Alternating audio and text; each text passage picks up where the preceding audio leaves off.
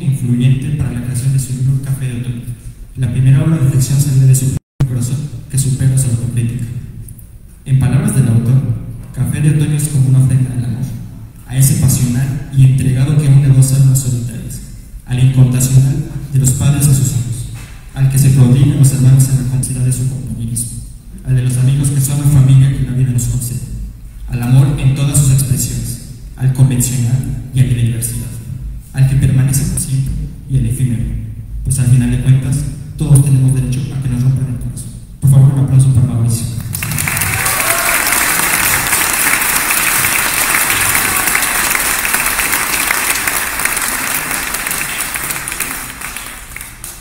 Uno de los aspectos más destacables de este libro son los temas que aborda a lo largo de todas sus obras. El autor explora el contexto violento de nuestro país y la profundidad de las llagas de aquellos que son víctimas de la súbita barbarie.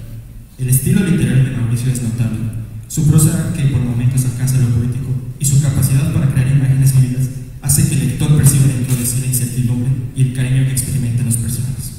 Ahora, a continuación tendremos el honor de darle la palabra a Maite Rojo, directora general de Benementum y quien lideró el proceso editorial y logró, junto a Mauricio, que Café de Otoño fuera una realidad. Un aplauso.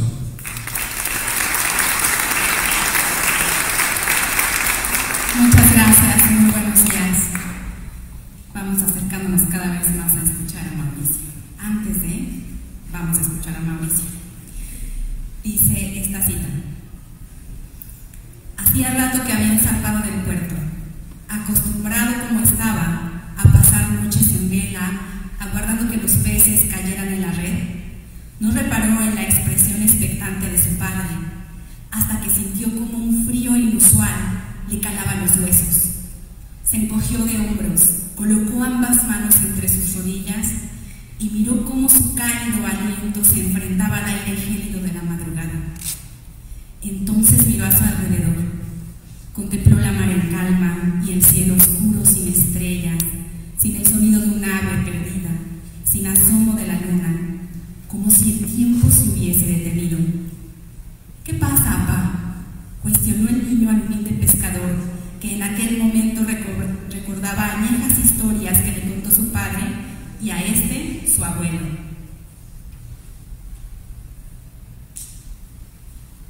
Es el diablo, mijo, le respondió santiguándose al pronunciar ese nombre prohibido, que hoy ronda en el pueblo. El muchacho palideció. Los temblores en su cuerpo se confundieron entre el frío y el miedo. ¿Por qué dice eso, papá?, preguntó.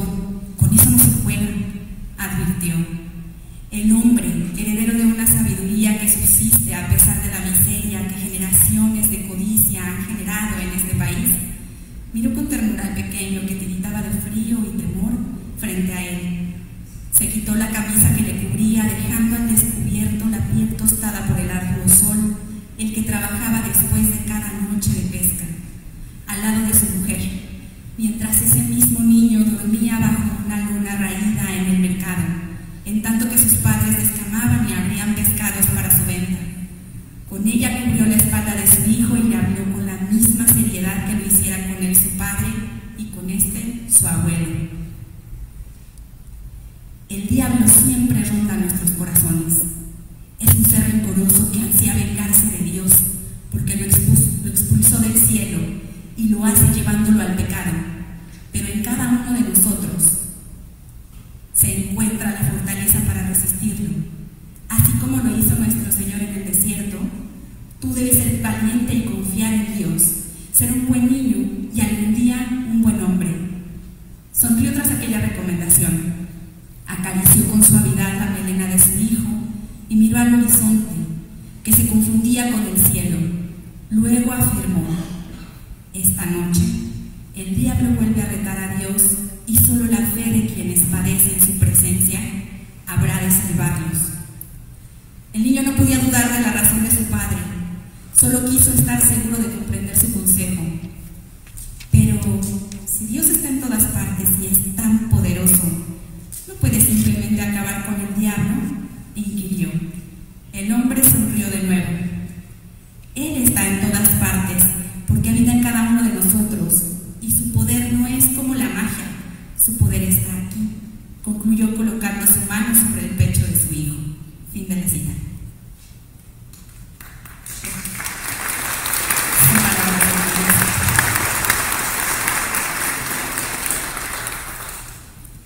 Gracias nuevamente. Buenas tardes. Es un placer encontrarnos este mediodía en el Hotel Los Tuaninos. Este sitio, cuyas columnas de cantera de estilo toscano y sus vitrales que están viendo del otro lado, y sus reminiscencias del romanticismo forman parte del patrimonio histórico de nuestra nación. Hoy nos congrega aquí un júbilo expectante porque estamos llamados todos los presentes, todas las presentes, a inscribir en la memoria colectiva el nacimiento de una pieza más del patrimonio cultural, estatal, regional y nacional. Esta es la dimensión que tiene esta obra, Café de Otoño. Este lugar, este día, por cierto, de verano, me honra compartir mesa con Jaime Esparza Cortina, con Mauricio Cruz Navarrete. Compañeros contertulios coincidirán conmigo en que a partir de Café de Otoño hay mucho por contar en esta obra y alrededor de la obra y lo que ha pasado antes de la obra y esperemos que lo que pasará después de la obra.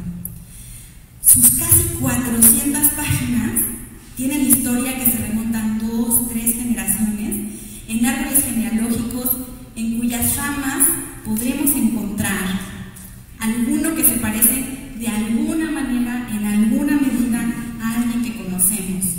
Tal vez a un abuelo que era un pan de Dios hasta que se le metió el diablo. O a una nana que fingía ser un energúmeno, pero que era todo corazón. Profundas y fuertes las raíces de los personajes. Café de Otoño nos cuenta historias de irrefutable actualidad, donde el veneno de la violencia no se circunscribe a las transacciones de sangre y dolor que implican los actos criminales, sino que se plantea, Mauricio Cruz lo plantea, como una batalla entre Dios mismo y Lucifer. De esta manera, adquieren una dimensión trascendental, pasajes que nos resultan tristemente familiares, como el que ocurrió aquí a unos metros de este lugar el 15 de septiembre de 2008, u otros que alguien que fue ministerio público y que es juez de control puede tomar de sus recuerdos. Pero en este orden de ideas, si Lucifer tiene sus armas, también las tiene Dios. Así que en Café de Otoño la presencia del amor, desde la primera hasta la última página, se hacen presentes. Aquí hay madres y padres que aman a sus hijos, a sus hijas. Hay hermanos que se aman. Desde luego hay parejas que se aman y en el centro del relato hay un amor de fuego que suscita el caos y que lleva a un clímax que no les voy a contar, pero del que sí deben saber que no tiene nada que pedirle a una película de acción. Leer Café de Otoño es enfrentarse a una estética compleja. No es Mauricio un autor para relajarse y disfrutar el viaje. No nos la va a dejar fácil. No es Café de Otoño una novela para pasar las páginas distraídamente. Las grandes obras no lo son. Elmer Mendoza dijo algo en una entrevista para El País, para el diario El País, que encuentro pertinente.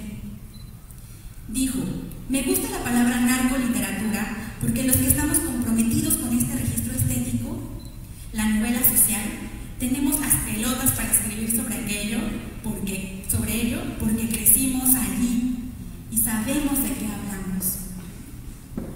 No es esta una obra de narcoliteratura, pero sí es este un autor, parafraseando a Mendoza, que tiene las pelotas y que ha estado allí. Estar allí y observar allí. Los grandes autores han estado allí y han observado. Han estado allí y han recogido trozos de historias que tal vez a otros nos parecerían menores. Han estado allí y han logrado discernir el amor entre la violencia. Y claro, habiendo registrado los eventos desde su puesto de observación, también han tenido la disciplina y el rigor para convertir su talento, para hacer alquimia con él, porque la suma de eventos inconexos y un montón de cosas que pasaron adquieren sentido con la pluma de un autor que ha observado. Cuando conocí a Mauricio Wilfrido Cruz Navarrete, estaba allí, sentado en los primeros lugares de la fila del rincón, agazapado entre la pared y el escritorio de los profesores, observando siempre y hablando bajito con Martín Berrueta, que allá no. Transcurrieron años desde esos días de secundaria de principios de los 90. Mauricio se dedicó a escuchar, a comprender, a juzgar. Yo me dediqué a darle forma y materialidad a textos plenos de sentido, firmados por autores que son alquimistas, que logran darle sentido a un montón de sucesos inconexos. Esto se los cuento, claro, para presumirles desde cuando conozco a Mauricio, pero también para llamar su atención sobre la trascendencia de la materialidad del libro. Así como este sitio, con sus columnas de cantera, con su estilo toscano, con sus vitrales a cubo y sus reminiscencias de romanticismo, constituye patrimonio histórico de nuestra nación, así los pasajes, los personajes, la trama, el contexto, el clímax, el desenlace de esta historia son patrimonio cultural que se ha vuelto tangible en la forma de estas páginas y terminará de tener sentido cuando ustedes lo lean. Esta novela es un registro temporal de este México nuestro, de este Michoacán que vive hoy. Es una novela sólida. Este edificio ha resistido al paso del tiempo, incluso al abandono, y lo ha hecho por su solidez. En un mundo plagado de mensajes efímeros, Café de Otoño está llamada a llevar la voz de nuestros tiempos y que resuene en el futuro. Ustedes están llamados a ser los portavoces. Muchas gracias.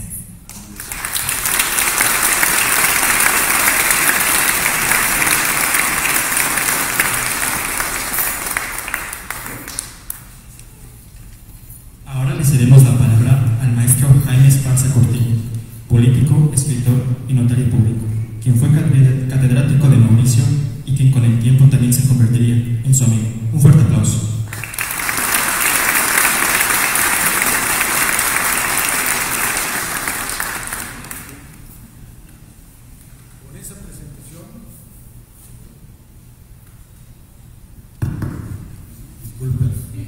Con esa presentación tengo que iniciar mi participación comentando que conozco a Mauricio desde hace 24 años, cuando él cursaba el segundo grado en la Facultad de Derecho de la Universidad Michoacana, donde le impartí la materia de Derecho Procesal Penal.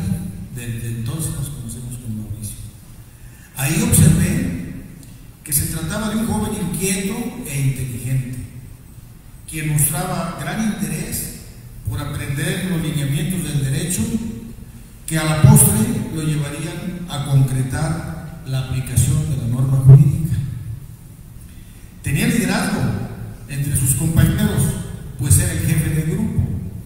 Además, ahí enseñó sus aficiones de escritor, al participar como articulista en uno de los periódicos estudiantiles. Al terminar su carrera, realizó un extraordinario trabajo de investigación jurídica para proponer reformas al Código Penal de Michoacán. Se graduó como abogado y posteriormente obtuvo el grado académico de maestro en Derecho. Por esas mismas fechas empezó su actividad profesional como funcionario de la entonces Procuraduría de Justicia y después en el Poder Judicial del Estado, donde actualmente se desempeña con gran capacidad y total honestidad como juez de control en materia penal. Hace unos meses, en una pequeña reunión que tuvimos, me comentó que había comenzado a escribir un libro dentro del género de novela. De entrada pensé en la dificultad que tendría por falta de tiempo, debido a la carga de trabajo y la responsabilidad de resolver los asuntos de su juzgado. Pero conociendo la tenacidad y la capacidad de Mauricio, me dio la seguridad que sí lo concretaría, aunque fuera robándole horas a la noche.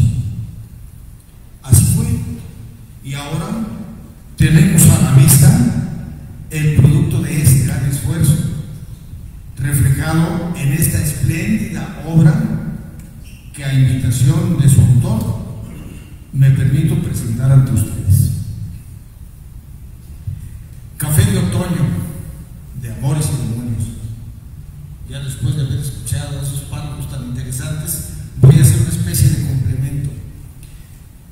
Es una novela que conlleva temas de historia contemporánea con elementos ficticios y personas creados por la imaginación del autor, quien demuestra una excelente creatividad literaria y habilidad para tejer una trama original en un contexto histórico.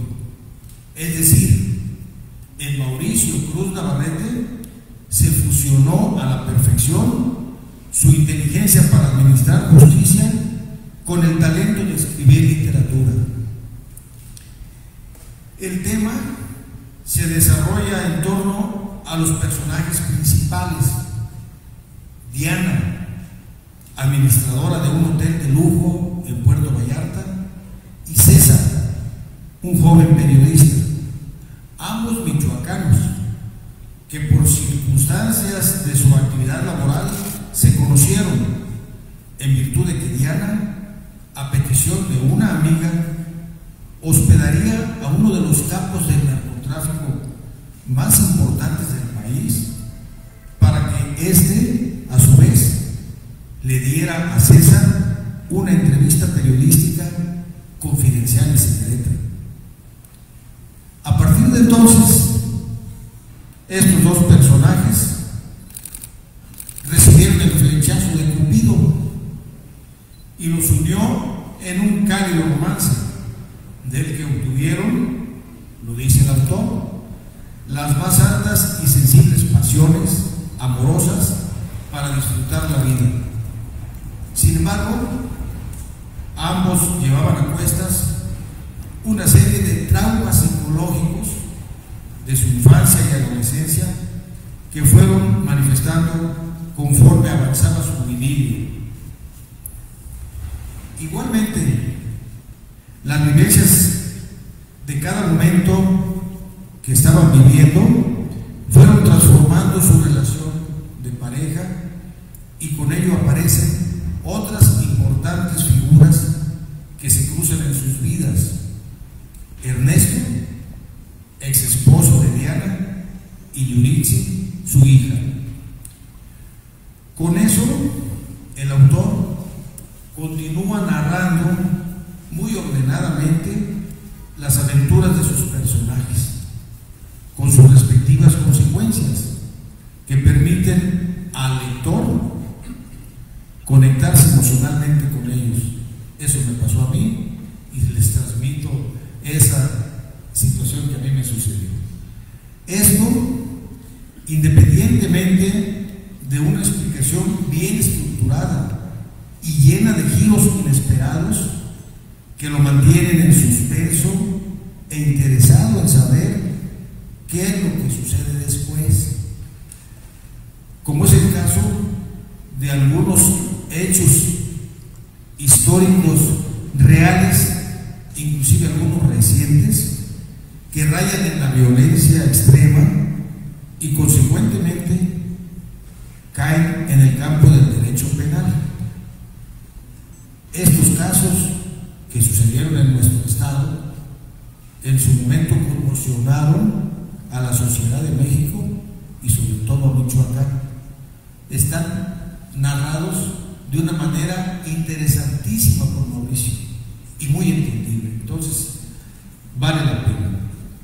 En fin, a mí en lo personal me cautivó, pues su contenido, como ya lo dije, resulta muy entendible y la lectura es amena y placentera, además de que al final de la novela, el final es totalmente impredecible, pero eso no le quita lo emocionante. No sabemos a dónde vaya a llegar, pero cada hoja que leemos es una emoción especial. La recomiendo ampliamente, seguramente les va a gustar a quienes la lean. Agradezco a Mauricio la distinción que me obsequió para presentar su primera novela. Le decía yo que esto, haga de cuenta que es algo similar al nacimiento de un hijo, porque con este trabajo él va a trascender. Así como busca uno trascender con la descendencia, él lo va a hacer con esta obra tan extraordinaria. Agradezco entonces esa invitación, Mauricio, y por lo tanto te felicito con los mejores deseos para que este interesante trabajo pueda llegar a muchas mentes y bibliotecas del país. Mi reconocimiento también a la editorial Elementum, que está efectuando un gran esfuerzo para lograr ese objetivo. Y hace unos momentos pensaba yo, porque me ha tocado la suerte de ver en algunas plataformas digitales series que llevan un gran contenido, pero muchas no alcanzan para nada la calidad de esta obra de Mauricio. Entonces ojalá que la editorial pudiera llegar a esos niveles, y seguro estoy que la contratarán. Y hablaremos de Netflix o hablaremos de Prime Video, de cualquiera de ellas. Vale la pena la obra de Mauricio. Bueno, pues les doy gracias a ustedes por habernos escuchado y les recomiendo que lean la novela. Gracias, muy amable.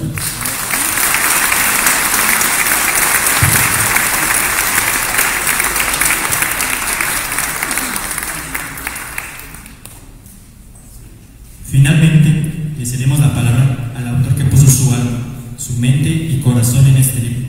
Por favor, recibamos con un fuerte aplauso a Mauricio Cruz Navarrete.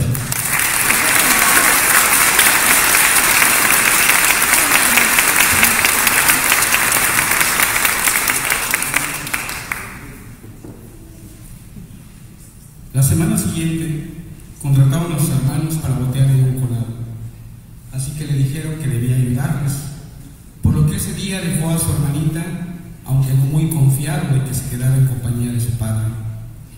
Sus debiluchas piernas soportaron lo indecible. Con esfuerzo sobrehumano cargó, al igual que sus carnales, los botes de mezcla que subían por un sistema de rampas hasta llegar al tercer piso, donde la carga se vaciaba para descender y repetir la rutina. En varias ocasiones se sintió desmayar. El sol se agolpaba con fuerza en su cara, por lo que resultó inmenso el alivio cuando se congregaron todos en una fogata, sobre la cual se colocó la lámina que utilizaron para calentar las tortillas, mientras las carnitas y la Coca-Cola se distribuyeron en forma generosa. Esa tarde se divirtió como antes lo hizo, escuchando los chistes elevados de todos los albañiles, sus relatos de conquista.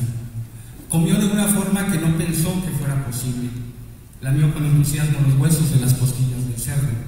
Eructó triunfante con el último trago de la bebida gaseosa. Se ufanó de que su hermano mayor le permitiera, por vez primera, darle una aspirada al cigarro. La vida, después de todo, era buena. Todavía se dejaban escuchar las carcajadas de él y sus hermanos cuando caminaban con rumbo a su casa, con la panza llena, la memoria refrescada con recuerdos que tal vez algún día relatarían con nostalgia. Y en los bolsillos de su hermano mayor dinero suficiente para llevar a su mamá y a su hermana a comer gorditas el domingo a la plaza, después de misa, por supuesto. Sucedió entonces que, al encontrarse cerca de su casa, un vecino amigo de ellos les salió al paso. Su rostro palideció al verlos. No hubo necesidad de palabras. Todos corrieron. Federico lo siguió por instinto. Los aullidos de su madre le helaron la sangre. La vieron arrodillada y con un bulto entre los brazos. Metros más adelante, el cuerpo ensangrentado de su padre. Los curiosos reunidos alrededor les informaron que unos viciosos llegaron a reclamarle por droga que no pagó, que discutieron, que lo navajearon. Federico, al igual que sus hermanos, observó incrédulo aquella escena. Entonces Le dio un vuelco en el estómago al recordar a Lulú. Sin moverse, la buscó entre la gente, pero la halló en la forma del bulto que sostenía su madre. Ahí fue donde definitivamente le concedió razón al muchacho de la iglesia. ¿De qué puta vida nos vino a salvar Jesús? Buenas tardes. Es indescriptible la emoción que en este momento me embarga, porque literalmente toda mi vida añoré publicar una novela y de tanto aguardarlo parece imposible que ocurriera. Pero aquí estoy frente a ustedes compartiendo la satisfacción de un sueño cumplido. Agradezco en principio a Maite por la confianza en este proyecto. Su talento, experiencia y firmeza en las opiniones fueron determinantes durante todo el proceso editorial. En ocasiones fuimos divergentes en cuanto a la forma en que debían abordarse determinados temas, pero al final considero llegamos a buen puerto. Fuimos compañeros en la secundaria, ya anticipaba la época, y por supuesto que en aquel entonces ninguno de los dos podría representarse un momento como este, pero realizamos un gran trabajo. Gracias a ti y a tu maravilloso equipo, y el mayor de mis reconocimientos a Editorial Elemento. Maestro Esparza, es para mí un honor que aceptara comentar esta obra. La admiración y aprecio que desde hace más de 20 años he tenido hacia su persona me motivaron a pedirle y acompañar este día, como cuando me asesoró en mi tesis de licenciatura, porque fue sin duda el mejor de los catedráticos durante mi curso por la Facultad de Derecho, lo que me ha impulsado a desempeñarme con entusiasmo y amor a la profesión a la cual he dedicado mi vida. Al magistrado Marco Antonio Flores Negrete, quien hoy me honra con su presencia, quien ha significado un ejemplo para mí en la carrera jurisdiccional. Asimismo, al magistrado Juan Salvador Alonso Mejía, mi admiración y reconocimiento a su ejercicio al servicio del Estado. A mis compañeros jueces, abogados, amigos, familia, algunos de los cuales incluso viajaron desde lejos para acompañarme, se los agradezco con todo el corazón. De manera especial quiero agradecer a mi abuelita, la señora Sofía Cruz, porque su presencia este día es de suma importancia para mí. No solo por el gran amor que le tengo, sino porque después de tantos años de negarse a salir de las lejanas tierras de Catepec, donde crecí, ha venido con el único objeto de acompañarme. El viajar cada año a visitarla me representa la comunión con mis raíces, con esas tierras oaxaqueñas de donde algún día ella partió en compañía, esposo e hijos, en la esperanza de una vida mejor. Pero que ella viajara para estar ahora conmigo, a pesar del esfuerzo que ello le produce, es la mayor demostración de amor que un nieto puede recibir. Gracias, abuelita, y a mi tío Gilberto por traerme.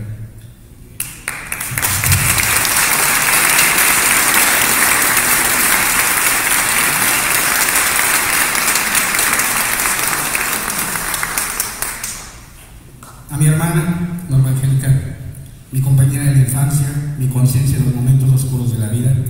Eres en verdad un ángel de esta familia, tal y como le dije a Octaviano antes de tu boda. Se llevó el tesoro de mi casa porque eso eres, la luz de mi hogar. Adrián, mi hermano, mi mejor amigo, mi hijo, fue el primer editor de esta obra, el mayor de mis críticos. Yo le enviaba los capítulos y él me los devolvía con su opinión, y juntos fuimos hilvanando una historia que esperamos algún día viera la luz. Aquí estamos, como aquella mañana que seguramente no recordarás porque eras muy pequeño, cuando me hiciste prometer que jamás me separara de ti, y como te lo aseveré, eso no pasará. Emiliano, Karina, Ángel, Mateo, en sus sonrisas inocentes hallé la luz cuando me encontraba en tinieblas. Mi anhelo, su bienestar. A la gran ausente de este día, quien en múltiples mañanas en que acudía a su casa por consuelo y un café caliente, esperaba le anunciara que publicaría mi primera novela. Aún suspiro extrañándote y te evoco en cada taza humeante de los días grises. Sé que desde el cielo me miras y sonríes orgullosa por mí. Un beso, mamá Margarita. Norma Angélica, madre, tanto te he expresado y he escrito sobre lo que representas para mí. Muchos pueden dar fe de lo orgulloso que estoy de tu persona, de la mujer valiente, perseverante y amorosa que eres, de la madre que me ha levantado con cariño y firmeza. Y todo eso puedo resumirlo al estar el día de hoy aquí, porque soy el resultado de tus faenas, de tus sacrificios y de tu amor. Soy el hombre que en la noche más oscura busca una pera y hace el camino para continuar. Y por supuesto al doctor Dionisio Chávez, gracias por ser y estar.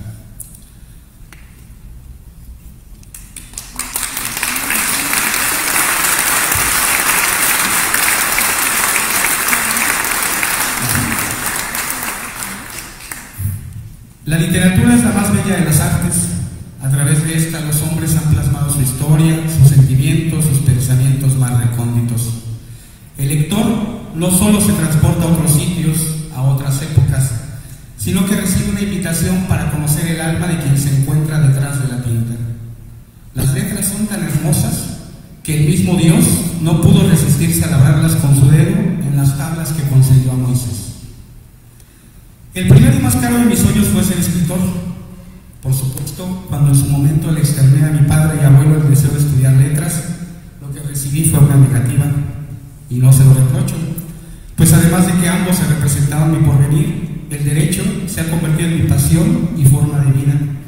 Sé que ambos se encuentran orgullosos del hombre que soy ahora. Mas nunca pude estar completamente ajeno a ese anhelo de contar historias. La novela siempre constituyó el núcleo de mi interés, aunque como me he definido en redes sociales, a veces escribo versos para aliviar el corazón. Mi admiración por las letras va de los suntuosos salones rusos de la época de los zares que describió con maestría el gran Tolstoy, transitando por la sublime oda al amor que hace García Márquez pretextando la peste del cólera, hasta la extraordinaria seducción que provoca Isabel Allende en los espíritus que trascienden a pesar de la ruina de su casa. Mi experiencia como escritor no es profesional. Concursé muy joven en convocatorias de poesía y cuentos infantiles, tuve la oportunidad de participar en segmentos periodísticos, hacer comentarios en programas de radio, fundar con amigos un periódico estudiantil, debatir en foros universitarios, incluso actuar en un par de obras de teatro experimental. Escribí 4 novelas, con 2 de las cuales toqué puertas editoriales sin éxito, y he dedicado un sinfín de poesías como buen amante que destila pasión en forma de tienta bajo la luz de la luna. Mas nunca escribí algo en lo que realmente sintiera exponer el alma, pues desconocía que para eso debía tener roto el corazón. El otoño, con sus lunas majestuosas, sus hojas secas y sus vientos que auguran la opacidad del invierno, se erige como un cincel que tatuara la mayor de mis felicidades, así como la más profunda de mis tristezas. En el recuerdo del otoño se funden la llegada de mi hijo y su partida. Una mañana de octubre, tras años de fatiga emocional y física, quien fuera mi esposa y yo recibimos la milagrosa noticia de que seríamos padres. Nunca he sido tan feliz y con certeza no lo volveré a hacer. Pero semanas después ese pequeño ángel decidió volver al cielo y con él se fue mi vida entera. Quienes son padres podrán entender o representarse el dolor y vacío que provoca la muerte de un hijo. Solo la mezquindad o malicia de quienes no estiman como tal la existencia de un ser que no llegó a emerger con vida del vientre de su madre, como incluso algunos se han atrevido a expresarlo, es causa de minimizar la angustia y soledad que sobreviene al aborto.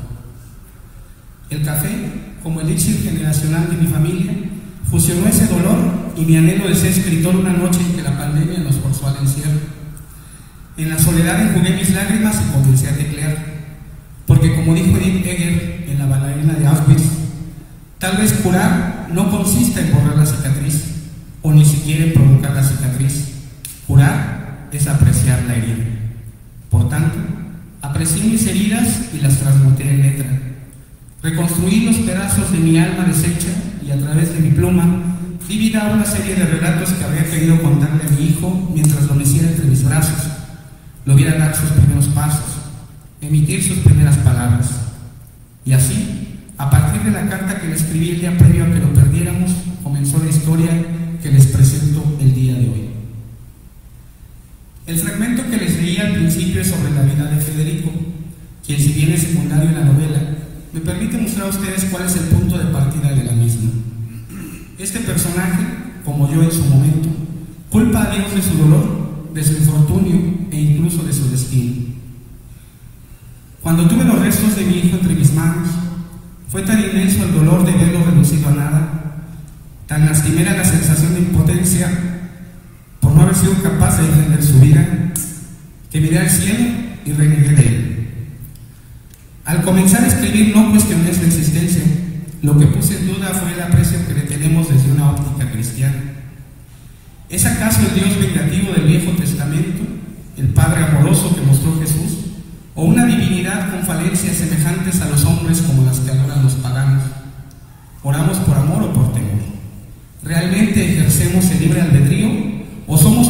de un juego macabro que se perpetúa hasta el fin de los tiempos. Si Dios es amor, ¿cómo permite la existencia del mal? Interrogantes que se materializan en la figura del diablo, el ser que fuera expulsado de las huestes celestiales que aparecía en la novela una noche en que los agrestes vientos golpeaban los cristales de mi ventana. ¿Qué anima a los seres humanos a lastimar a sus semejantes? ¿Una influencia maligna? ¿El deseo malsano de retar a Dios? ¿O tan solo una naturaleza que parece no ser congruente con nuestra aspiración de humanidad? Algo que pongo sobre la mesa a través de escenarios que, si bien son violentos, infortunadamente también son ciertos. De ordinario pretendemos dar la espalda a la realidad, pero esta golpea sin crueldad a muchas personas y silenciarlo no abona a evitarlo. Como estudioso del derecho afirmo que el conocimiento de la verdad también es justicia. Por ello debe darse adecuada dimensión a la violencia desde el punto de vista de quien resulta víctima. Violencia que no se reduce a un actuar solitario, sino que irradia a la sociedad a través de los grupos delincuenciales que han azotado a nuestro país y de los que en forma particular describo se gestaron en el estado de Michoacán a través de una de las células más sanguinarias de las que hemos sido testigos. Con ello, no pretendo cuestionar si las decisiones políticas o de seguridad que en su momento se adoptaron para enfrentarla fueron adecuadas. Mi objeto es poner de manifiesto su impacto en las personas comunes que debieron soportarlo y con ello refrendar la interrogante respecto al papel de Dios en el plano terrenal. Pero así como las personas somos proclives a la maldad, también sabemos amar. Esa dualidad se muestra a partir de las historias de Diana, César y Yuritzky, quienes pese a sus errores, a sus heridas del pasado, están determinados a buscar la felicidad. El amor, en todas sus expresiones, es el más puro de los sentimientos. El amor a los hijos, a nuestros padres, a la pareja, a los amigos, el que se prodigan personas de diferente sexo, del mismo sexo, de identidades sexuales diversas. El amor que nos eleva al cielo o nos hunde cuando aparece la deslealtad. Más de alguno podrá haberse identificado con estos personajes, e incluso con Alberto, un hombre que transita entre la tierra y el infierno, porque nadie se haya exento de verse eventualmente atormentado por demonios, acaso producto de nuestra conciencia o de quien gobierne en el infierno. Eso lo decidirán ustedes. Dioses, ángeles, demonios, hombres y mujeres, todos ellos coincidiendo en una historia que resulta de la suma de varias historias. Café de Otoño es una historia de amor en todas sus expresiones, con todos sus temores, del amor con todos sus desamores. Es la historia de la confronta entre Dios y el diablo, donde los hombres jugamos un papel esencial como marionetas de un juego macabro y eterno.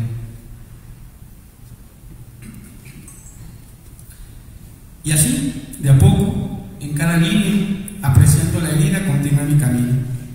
Un camino que ha tenido además otros tropiezos, pero a final de cuentas, el desamor es parte de la vida, y a pesar de las decepciones, de las traiciones, el amor que estamos dispuestos a dar siempre vuelve a nosotros y con mayor fuerza.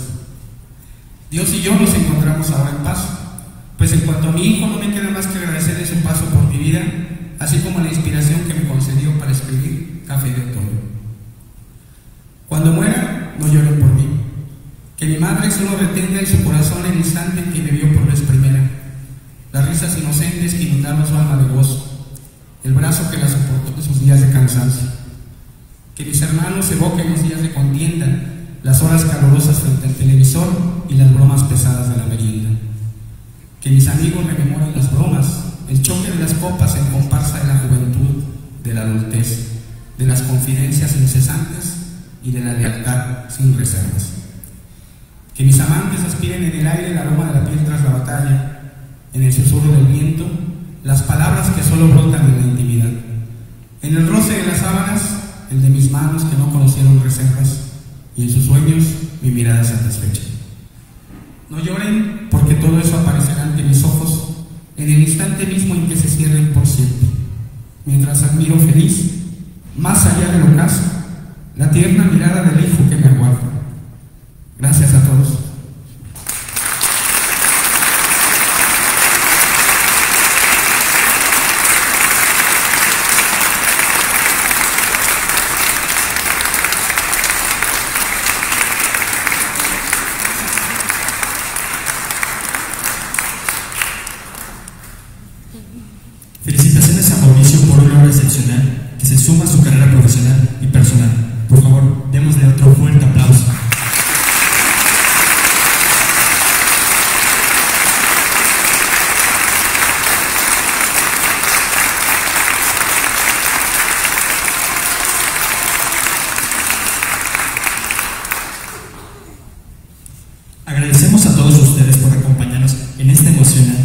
Presentación. Sin duda, Café de Otoño será una lectura enriquecedora, gratificante. No olviden obtener su ejemplar en la mesa de alimento que se encuentra en posterior, donde también se encontrará Mauricio para realizar la apropiada firma de libros. Con esto concluimos la presentación de Café de Otoño. Gracias a todos por su presencia y entusiasmo. Disfruten esta maravillosa lectura y que la literatura siga siendo crucial en nuestra vida. Buena tarde a todos.